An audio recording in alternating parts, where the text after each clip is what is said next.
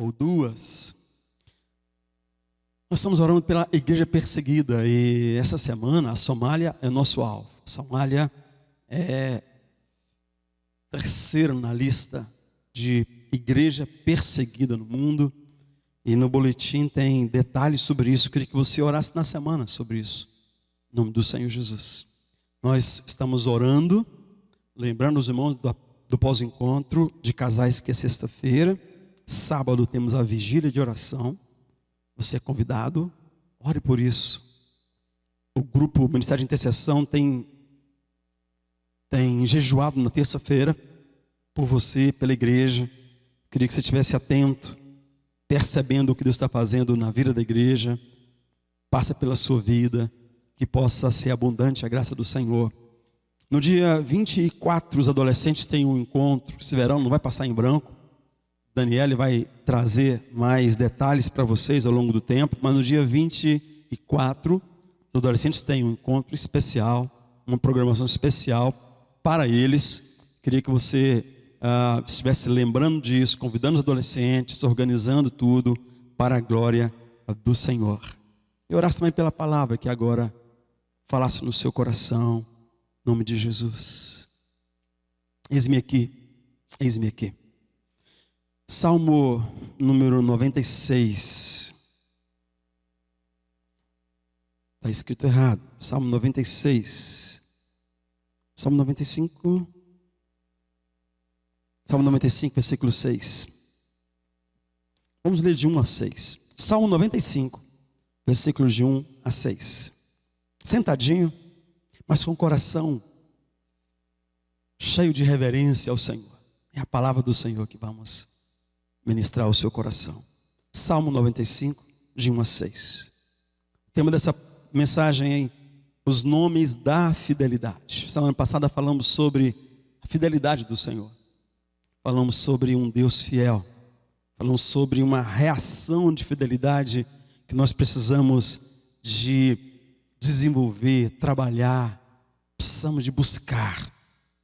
E em continuidade, nós vamos ver alguns dos nomes do Senhor na Bíblia Sagrada e como que isso afeta nossas vidas e como que a fidelidade está ligada ao nome. O pastor Josué, semana passada, aqui, ele disse, agradeço ao pastor Claudemir, entre outros nomes que me chamam, né?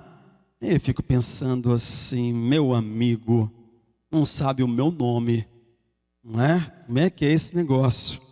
Então, a intimidade, realmente a amizade passa pelo nome. Eu me lembro de alguns nomes que eu tinha quando eu era menino. Lá em casa ainda me chamam de Teda. Não pergunta por quê. Meu irmão mais novo deve ter, na linguagem de criança, né? Algum anjo falou para ele que eu parecia com isso a ele. E até hoje, de vez em quando, eu estou na rua lá, e aí, na minha cidade, eu escuto esse nome, e eu fico assim, será que é comigo? Aí quando eu olho que é alguém íntimo, eu abro o braço e corro para o abraço. Quando eu olho que é alguém que só ouviu, me chamam de Teda. Quem é você para chamar de Teda, cidadã? Tem lá uma pessoa que gosta de me chamar por um apelido que não tem nada a ver com ela. Quem é você para me chamar de Teda? Quem me chama de Teda são meus irmãos. São os meus primos. São os meus íntimos. Que você seja íntimo do Senhor para chamá-lo pelos nomes. E Ele não fazer cara feia para você. Como eu faço para essa mulher que me chama. Como se fosse íntima. Seja íntimo do Senhor. Aprenda os nomes. Seja íntimo do Senhor. Salmo 95, versículo de 1 a 6 diz assim: venham, cantemos ao Senhor com alegria, aclamemos a rocha da nossa salvação. Vamos à presença dele com ações de graças, vamos aclamá-lo com cânticos de louvor, porque o Senhor é o grande Deus, o grande Rei acima de todos os deuses. Nas suas mãos estão as profundezas da terra, os cumes dos montes lhe pertencem. Dele também é o mar, pois ele o fez, e as suas mãos formaram a terra seca. Venham, adoremos prostrados e ajoelhemos diante do Senhor, o nosso Criador, pois Ele é o nosso Deus. Diga amém. Que convite, venham adoremos prostrados e ajoelhemos diante do Senhor, o nosso Criador, pois Ele é o nosso Deus. Ora mais uma vez, feche seus olhos. Papai, nós queremos a intimidade com o Senhor, que a gente possa realmente ter liberdade de falar o seu nome e ver o seu sorriso, papai, sentir o seu sorriso. Oramos pela Somália, Deus, para aqueles lá que têm pouca liberdade de poder falar o seu nome, poder falar que falam o seu nome. Oramos, Deus, pelo encontro de adolescentes, pelo encontro de casais. Oramos pelos eventos dessa igreja, para que em todos eles o Senhor seja glorificado. Cada liderança seja abençoada. A liderança das crianças agora, aqui em cima, cuidando das crianças, são ministros, são boca do Senhor. Abençoe as crianças. Em nome de Jesus, Pai, fala conosco. Amém. Amém. Foi no Salmo 89 que nós ministramos semana passada, e o salmista, ele celebra, como o salmista aqui, a fidelidade e o amor do Senhor. Eu vejo como um trilho. Lembra do trem? Coisa de mineiro, né? E de um lado e de outro o trem se firma em duas bases que levam exatamente a um destino. Amor e fidelidade vão à tua frente, diz o salmista. Amor e fidelidade vão à tua frente. Como é feliz o povo que aprendeu a aclamar-te, Senhor, e anda na luz da tua presença. Como é feliz o povo que conhece a fidelidade do Senhor, que conhece o nome do Senhor, que o chama pelos seus nomes, pelos seus apelidos, pela maneira íntima que Ele se revelou. E aí, queridos, quando o salmista coloca a fidelidade e o amor do Senhor, o Senhor responde: jamais desistirei da minha fidelidade. Ele é fiel. Ele diz: jamais desistirei da minha fidelidade. E nós vamos olhar o texto sagrado, vamos encontrar exatamente algumas experiências de intimidade de Deus com alguns dos seus servos, e nós vamos encontrar os nomes que ele se dá, que ele se deixa ser chamado por aquele amigo íntimo, por aquele que estava na relação com ele, por aquele que caminhava com ele. E El Shaddai é o nome que ele se apresenta a Abraão. Quando ele muda de Abrão para Abraão, quando ele fala: pela quarta ou quinta vez darei a você um filho, e ele será pai de uma grande nação. Ele fala: eu sou Deus Todo-Poderoso, El Shaddai é o meu nome.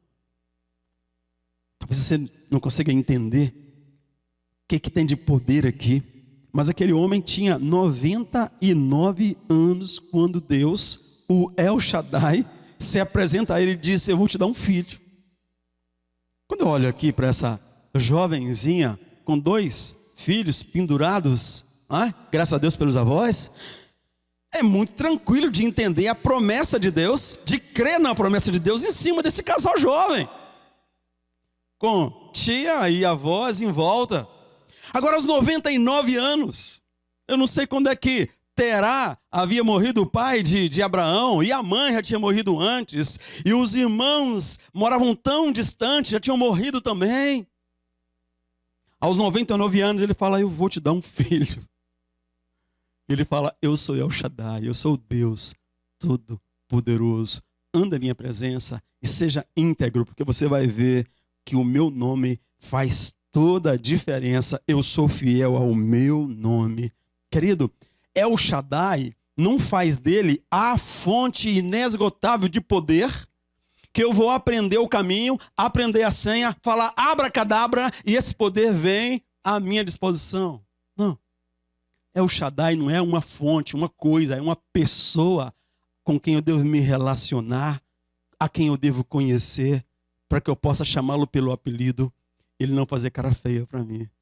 Ele é El Shaddai. Nós temos que buscar a face do Senhor, nos relacionarmos com a face do Senhor, com a pessoa do Senhor, não com a mão, com o poder do Senhor, como temos ministrado nesses dias.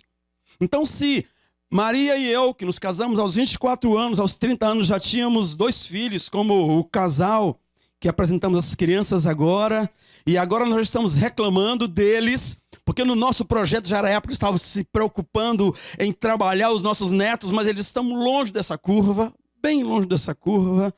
Mas aos 99 anos, ele recebe a promessa, ele acredita. Aos 100 anos, ele recebe Isaque. Agora, o significado de um filho para uma menina de 20 anos é muito diferente do significado do filho para um homem de 99 e de 100 anos. Porque, na realidade, aquela criança veio apenas como semente. Se dá para Julie fazer planos com o marido para os filhos, segundo o texto de Provérbios, capítulo 22, planos para ela administrar, para ela abençoar, para ela conduzir, para ela supervisionar. Não sei se dava para Abraão fazer a mesma coisa aos 100 anos de idade e aquela senhora de 90 anos de idade. Ou era uma relação de fé, ou era um grande problema exatamente. Na realidade, o que eu quero dizer para você, querido, é para sair do desespero.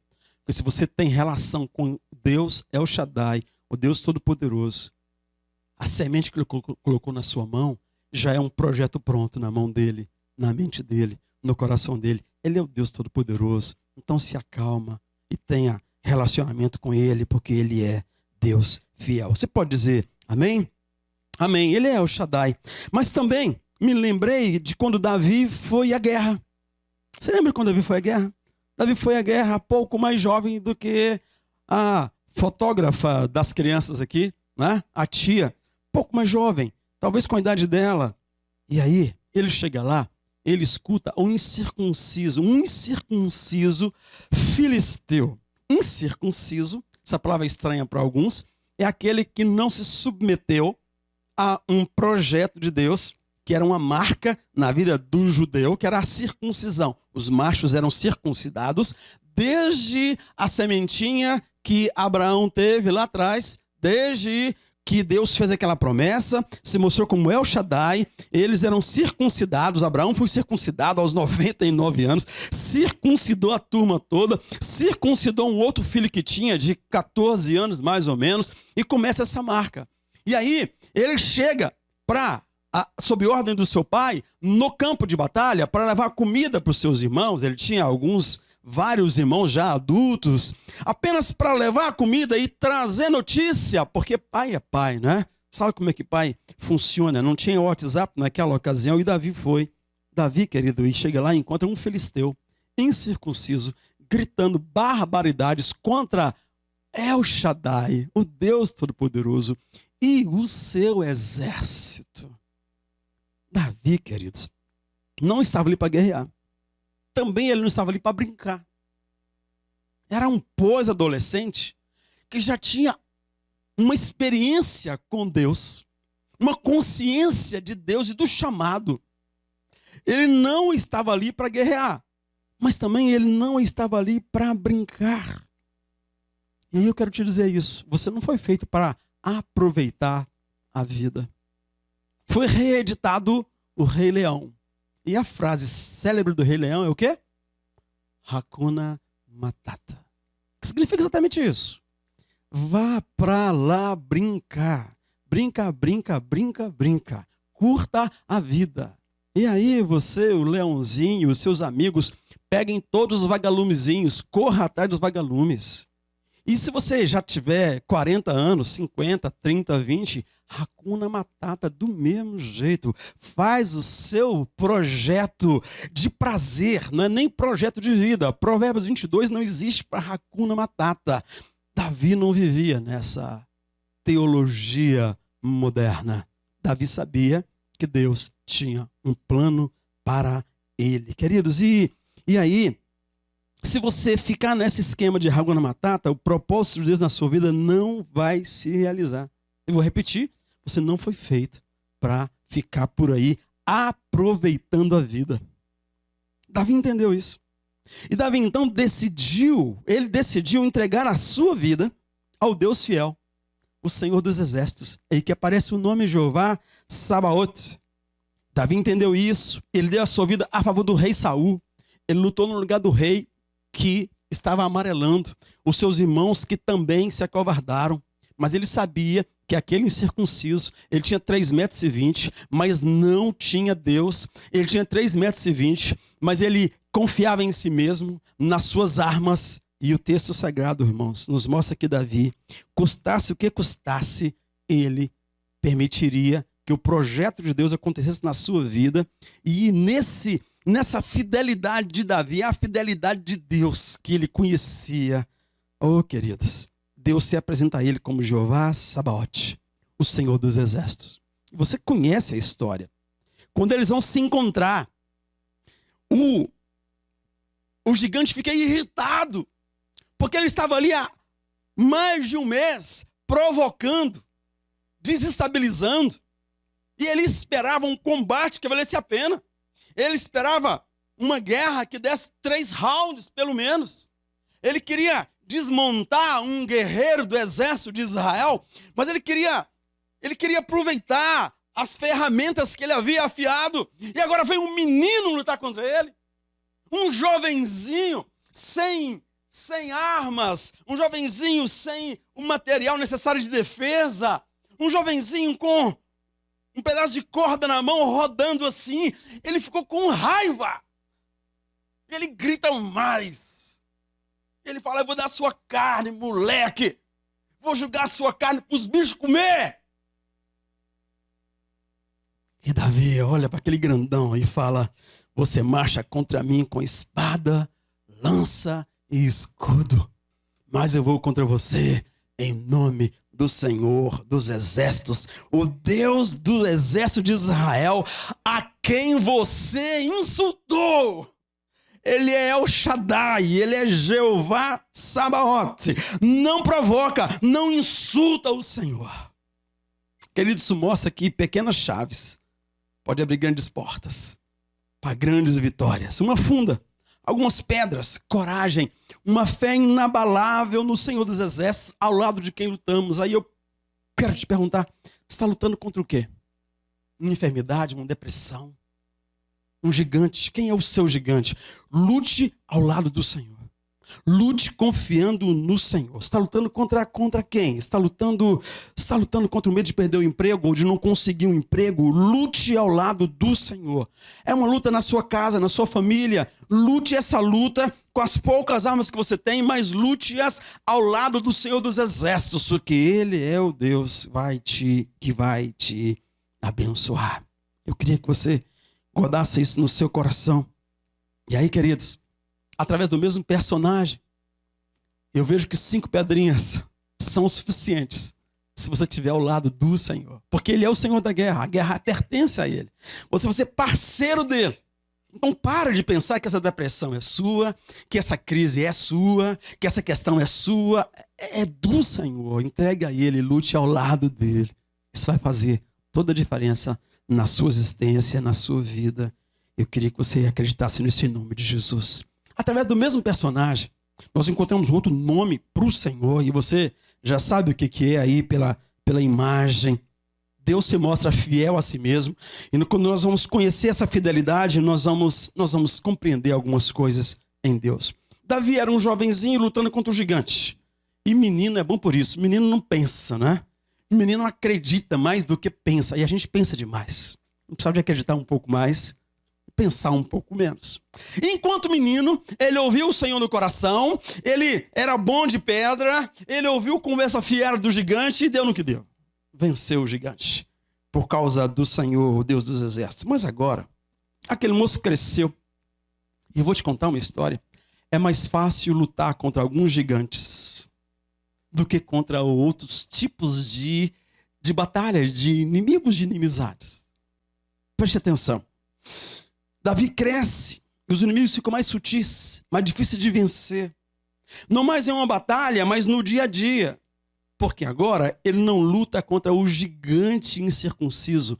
Ele luta contra o rei ungido por Deus, o rei Saul, o rei de Israel. Eu não posso dar pedrada no ungido de Deus. Eu não posso dizer para ele o que eu digo para um incircunciso filisteu. Não posso.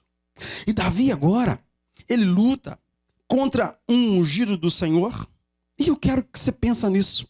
Davi pensando, lutando, orando contra os sacerdotes que o traíram, porque ele entrou no templo e pegou as armas que pertenciam a ele, que estavam guardadas no templo. Como é que é difícil? Como é que essa luta é diferente? É parecido com você que lutou para conseguir um emprego, conseguiu um emprego, e a pessoa que te ajudou, que te indicou, que é seu colega de trabalho, agora está com inveja de você e começa a pisar no seu calo no trabalho. É mais ou menos isso que Davi começou a viver. Enquanto era lutando contra o incircunciso, é só dar uma pedrada em nome do Senhor, tá tudo fácil. Mas quando é alguém que você tem gratidão, que você tem carinho, você tem cuidado, alguém que está ali, que vai continuar do seu lado no trabalho, por exemplo, entra a injustiça e a gratidão, que luta terrível. E ele se sente desencorajado, triste, solitário, com medo. O texto vai mostrar isso, ele vai buscar o Senhor e ele descobre: o Senhor é Jeová Roi, o Senhor é o nosso pastor. E por causa disso, nada vai nos faltar. Por favor, diga amém, se você crê nisso. Eu me lembro de uma ocasião especial, talvez eu tenha contado para alguns aqui, nossos filhos, 4, 5 anos de idade, no início do ministério, era pastor auxiliar numa igreja. E aí nosso templo ficou pequeno e o pastor perdeu o juízo, ele alugou um lugar muito grande, só que estava na lona. Nós precisávamos de muito dinheiro para reformar aquele lugar. E nós não tínhamos dinheiro. Tinha só um maluquinho que nos dirigia.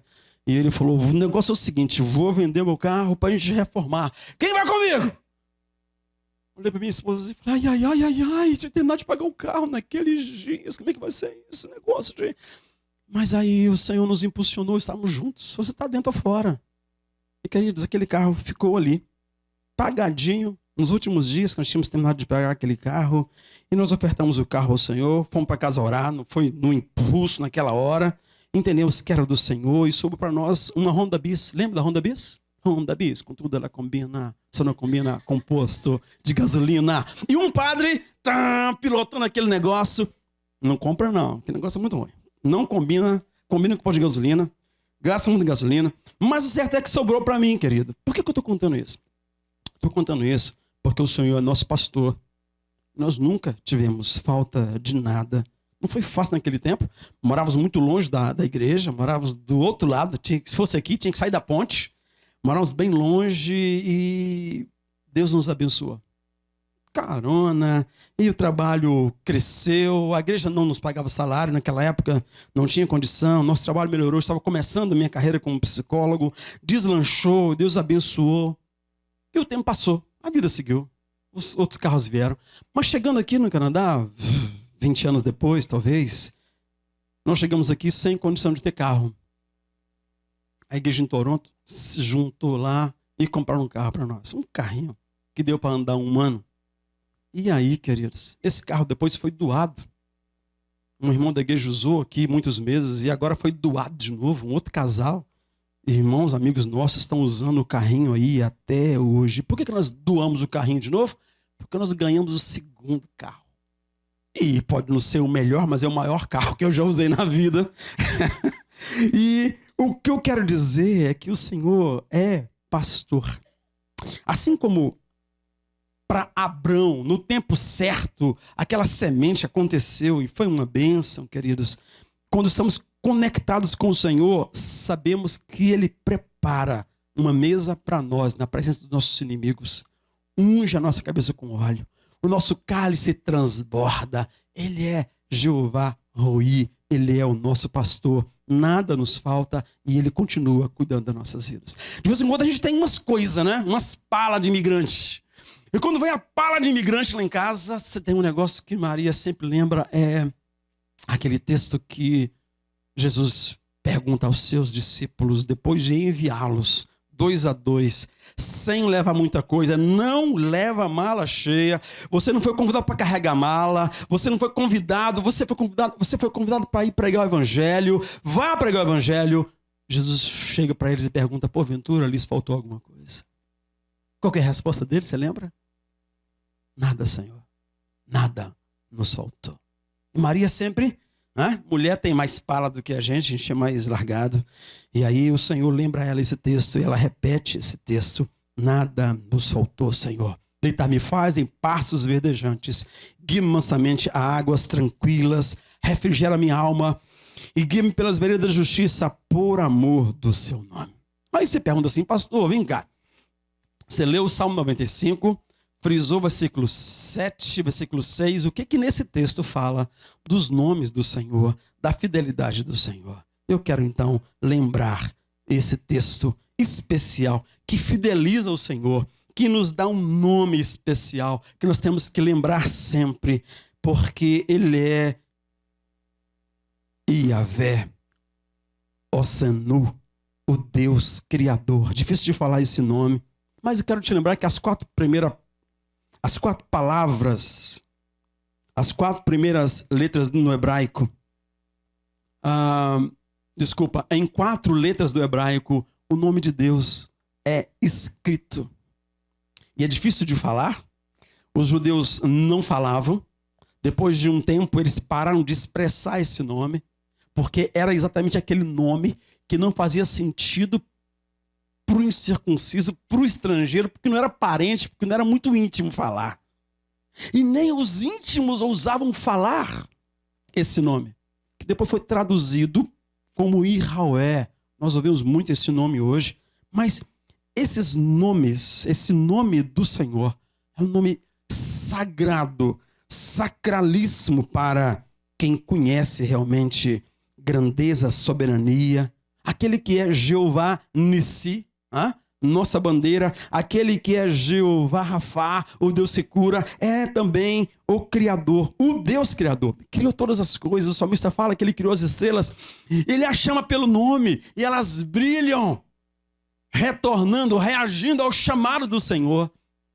Na realidade, a única criatura que não adora normalmente, apesar de ter sido chamado para adorar, gerado para adorar, somos nós, eu e você.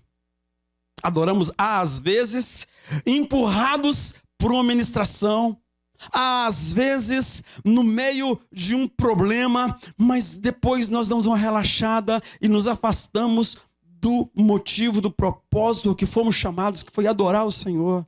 E o texto fala que Ele é o nosso Criador e nós devemos adorar prostrados. Venham, adoremos prostrados, ajoelhemos diante do Senhor, o nosso Criador, porque Ele é o nosso Deus. Deus Criador. Criou todas as coisas. E todas as coisas o adoram, o louvam. E você é a coroa da criação. Você e eu deveríamos adorá-lo com muito mais espontaneidade do que fazemos e do que a própria natureza faz. Queridos, Deus não é uma criança que abandona os seus brinquedos à medida que vai crescendo. Essa semana eu visitei uma casa e tinha uma criancinha. E aí as crianças gostam de nos surpreender, de nos mostrar algumas coisas. E ela foi lá e preparou a massinha e fez uma obra de arte. Alguma coisa maravilhosa, não sei o que é. Mas um negócio fantástico, maravilhoso. E ela trouxe para mim, com os olhinhos brilhando, como quem diz assim, olha que coisa especial que eu fiz. E eu olhei e falei, que lindo, que fantástico, a massinha verde, os olhos brilhando, dizendo, olha que lindo, não é lindo? Porque é assim que Deus te vê. Deus te vê. Deus tem por você uma ação e uma reação que aquela criança tinha com a massinha. Você é lindo, acredite. É assim que o Senhor, o Criador, você é lindo, meu irmão. Agora me ajuda aí. Segura aí. Muito obrigado. Então, Deus te vê assim. Não como uma criança que troca de brinquedo, mas Ele continua amando você, cuidando de você. Entre 7 bilhões de seres humanos, Ele conhece a sua digital. Os detalhes da íris que definem que você é você e que não vai ser ninguém mais. As características dos seus olhos. E aí tem um texto lá em Isaías 43 que é muito especial.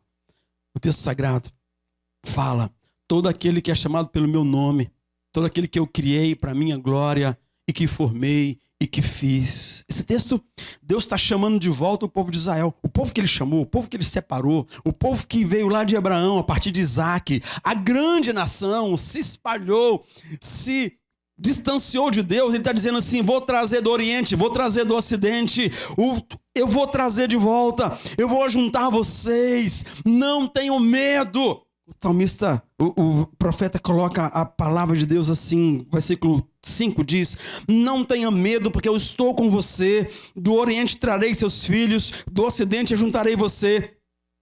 Todo que é chamado pelo meu nome, a quem criei para minha glória, a quem formei e a quem eu fiz. Quem sabe você queira fazer um exercício de colocar o seu nome no lugar aí, porque ele não abre mão de você.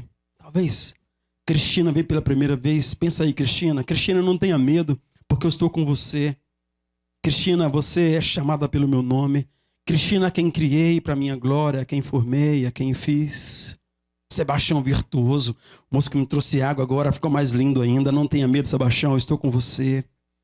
Você, Sebastião, que eu criei, chamado pelo meu nome. Você, criado para minha glória. Você é quem formei, você é quem eu fiz. Pensa no seu nome. Pensa que Deus, quantos 1000 e poucos anos depois, chamando os filhos de Isaac, os filhos de Abraão, trazendo para junto de si. Eu quero terminar citando esse Deus criador. Né? Esse Deus criador. Esse Deus que nos abençoa. Quero terminar citando o último nome do Senhor, entre centenas a descobrir no texto sagrado. Não vale simplesmente perguntar para alguém qual que é o apelido dele e gritar na rua, porque você vai levar um carão. Não faça isso com Deus. Quer um exemplo? Alguns homens, no livro de Atos, ou aprenderam o nome de Jesus. Jesus que Paulo prega. E encontraram um endemoniado e disseram para ele: olha, em nome do Jesus que Paulo prega, sai desse homem. Isso fala que o demônio que agia naquela vida olhou para eles e falou assim: eu já ouvi falar de Paulo. Jesus eu sei quem é, mas quem são vocês? O texto sagrado fala que levaram uma surra e foram para casa de roupa rasgada, de cara rasgada, porque eles estavam usando um apelido íntimo de quem eles não conheciam. Eu te convido a conhecer o Senhor de verdade. Esse último nome que eu quero falar, ele está no final de um convite, com uma sua assinatura linda, endereçado a você, aquele a quem ele criou. E o convite diz assim: eis que estou à porta e bato. Se alguém ouvir a minha voz, eu entrarei e cearei com ele e ele comigo. A assinatura está ali. Um dos nomes de Deus. O nome de Deus mais precioso. Revelado a você. Revelado a mim. Se é complicado falar Yahweh, Jeová Nissi, Jeová Shalom, Jeová Rafá. Se é complicado entender Jeová Tsidkenu, Jesus não é difícil de compreender. O Senhor salva. O Senhor é o seu Salvador. O Senhor veio ao seu encontro. O Senhor não abre mão de se relacionar com você. Num bilhete anterior, ele está dizendo para você o seguinte: vinde a mim, todos que estáis cansados, sobrecarregados, e eu vos aliviarei. Tomai sobre vós o meu jugo e aprendei de mim, que sou manso e humilde de coração, e encontrarei descanso para vossas almas, porque o meu jugo é suave e meu fardo é leve. Está assinado Jesus. Yahweh salva. O Senhor que salva. Ele se revela então como esse Yahweh, as letras todas em consoantes no Antigo Testamento, é revelado como Yeshua, Jesus aqui no Novo Testamento. Ele tem os mesmos atributos que Yahweh. Em João capítulo 8, versículo 55, ele se apresenta como eu sou, o nome que ele se apresentou para Moisés lá atrás. E aí os judeus pegam pedras para apedrejá-lo, porque ele disse que ele conhecia Abraão. Quem é você? Você é maior que o pai Abraão. Ele disse: eu sou, eu conheci Abraão, eu conheço Abraão. E aí eles pegaram em pedras para apedrejá-lo, porque ele se coloca como Yahweh, como o Senhor, como eu sou. Era a manifestação, um outro nome, uma outra manifestação de Deus para você e para mim. Queridos, o texto sagrado fala, que Romanos capítulo 10, versículo 9, que se você confessar com a sua boca a Jesus como Senhor, você será salvo. E em seguida, no mesmo texto, Romanos usa um texto lá de Joel que cita, que chama o Senhor de Senhor e relaciona com Jesus dizendo: todo aquele que invocar o nome do Senhor será salvo. Ele está citando Joel capítulo 2, versículo 32. Yeshua, Jesus, chamá-lo de Senhor é o mesmo que chamá-lo Yahvé, porque Yeshua, porque Jesus é Deus. O Messias anunciado entre tantos nomes e, entre aspas, apelidos que nós conhecemos do Senhor. E eu queria que você pensasse qual característica, qual nome de Deus você precisa conhecer hoje. Precisa tomar intimidade. Sobretudo, saiba que Jesus é o nome que você mais precisa. Você precisa de um Salvador. Porque a Bíblia fala que nós estamos perdidos em delitos e pecados. E esse Deus é fiel à sua palavra. Você precisa de conhecê-lo um pouco mais. Você precisa de desenvolver a consciência de que ao chamá-lo pelo nome, ele vai sorrir para você e abraçar você. E você vai descobrir Jesus o Salvador, Jeová, aquele que é todo-poderoso, Jeová, aquele que é o Criador, Jeová, aquele que cuida de você como pastor, você como ovelha querida, preciosa. Vamos ficar de pé?